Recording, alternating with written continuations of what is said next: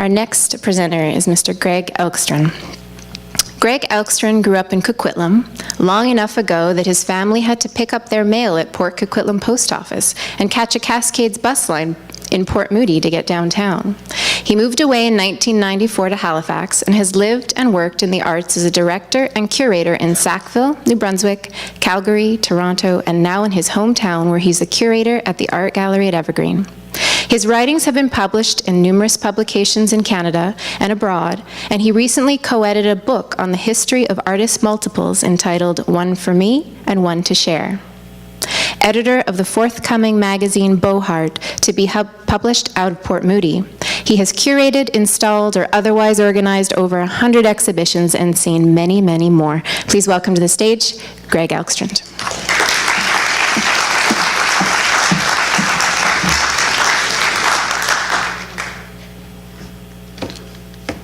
All right. So my passion for exhibitions, for what they look like, for how they function, for their history, started in 1995 when I was a curatorial intern at a university art gallery. I learned that artworks, even historic artworks, are not necessarily of the time in which they were made, but more accurately of the time that we experience them. I mean, it's hard to imagine a police officer today holding a pregnant woman from seeing the work of Impressionist paintings. Once the Salon exhibitions in Paris became public in 1837, the emerging middle-class audiences that filled the galleries, that were filled from floor to ceiling with artworks, show that the spaces created for exhibitions are not just cultural spaces, they are social spaces. They're not only places to see art, they are places to be seen seeing art. I've learned that exhibitions are not just passive presentations of historical or contemporary pictures, but that they present viewers with new ways to not only look at art, but new ways to look at the world in which we live.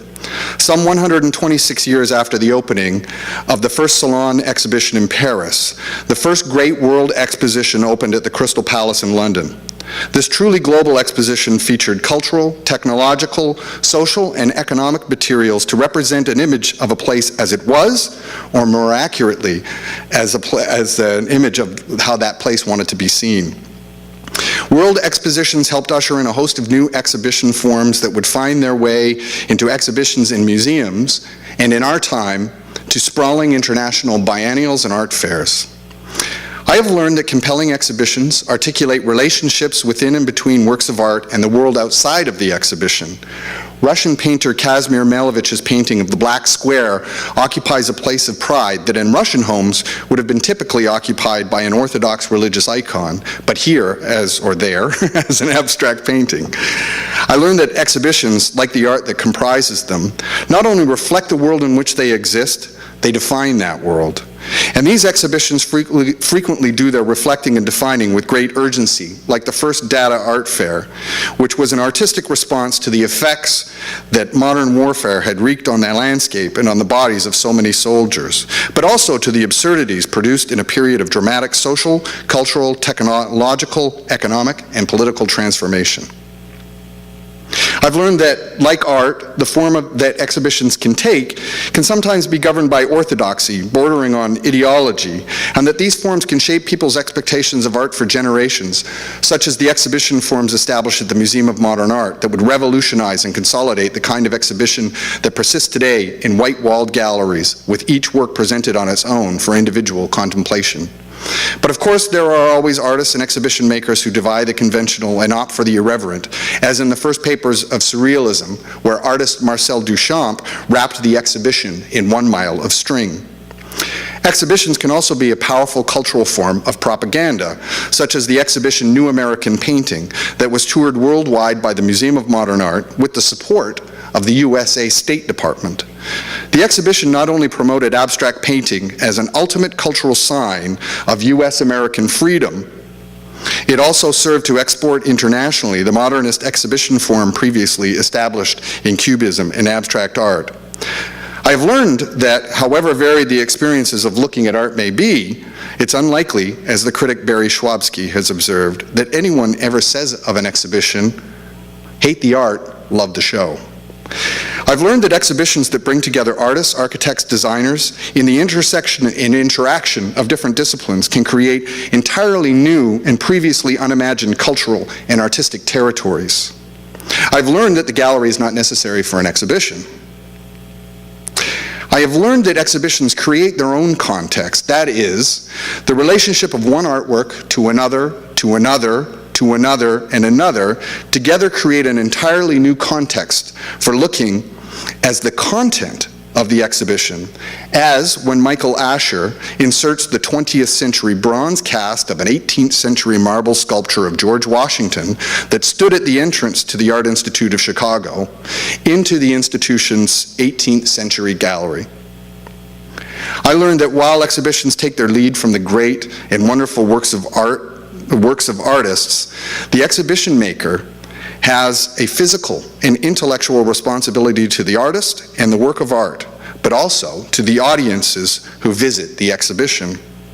I've learned that there are times when one reads something that they wish they had said, that says it better than I ever could, as when Ralph Rugoff, director-curator at the Hayward Art Gallery in London, wrote, and I think this should be posted at every exhibition, "A successful group show never insinuates that the exciting work of discovery has already been carried out by the curator, and that all that is required of the audience is an ability to read and comprehend wall labels and point our eyes in the indicated direction.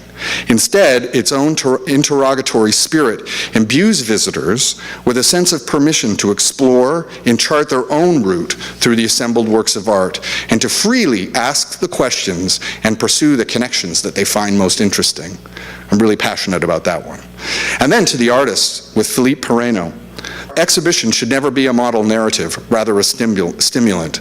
And then back to Edward Manet. To exhibit is to find friends and allies for the struggle. I have learned that while compelling exhibitions may consist of nothing more than a selection of different artwork arranged upon the walls or upon pedestals of a floor in a gallery-white gallery space, they can also be much more diverse in the forms that they take and in the social, cultural, or artistic positions that they stake in the world. Exhibitions may tell a story, present an experience, illustrate a way of thinking or seeing things, but they are ultimately always about bringing people together to look at works of art, to see the world in new, sometimes challenging, sometimes entertaining, sometimes contemplative, but always exciting new ways. The final word goes, as it should, to an artist. Vito Acconci, an American artist, once said, "A gallery or exhibition could be thought of as a meeting place, a place where a community could be called to order, called to a particular purpose." That's not bad. I read that pretty fast, though.